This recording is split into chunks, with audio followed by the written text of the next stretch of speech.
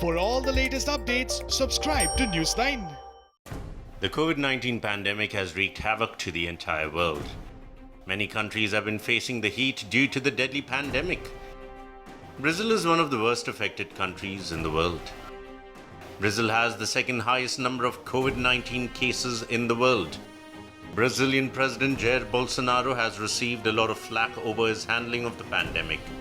Jair Bolsonaro had recently tested positive for COVID-19. The Brazilian president joined the protests with thousands of protesters who are of the firm stand that putting the country under lockdown would be of no use. Worst of all is that Bolsonaro downplayed wearing face masks and termed them unnecessary. However, the Brazilian president has said that he is fed up of being quarantined and plans to take another test in the days to come. Brazil is going through a huge health and economic crisis. Many people have taken to the streets of late to protest against Jair Bolsonaro over the COVID-19 crisis faced in the country. There have also been anti-racism protests against the government over racial attacks against minorities based on either their race or color of their skin. Dozens of crosses representing COVID-19 victims were placed outside the Brazilian Congress in the capital Brasilia against President Jair Bolsonaro. Members of trade unions, indigenous people, LGBT activists, and political opponents of Bolsonaro delivered a petition calling for his impeachment. An LGBT activist feels that Brazil is currently under a health crisis.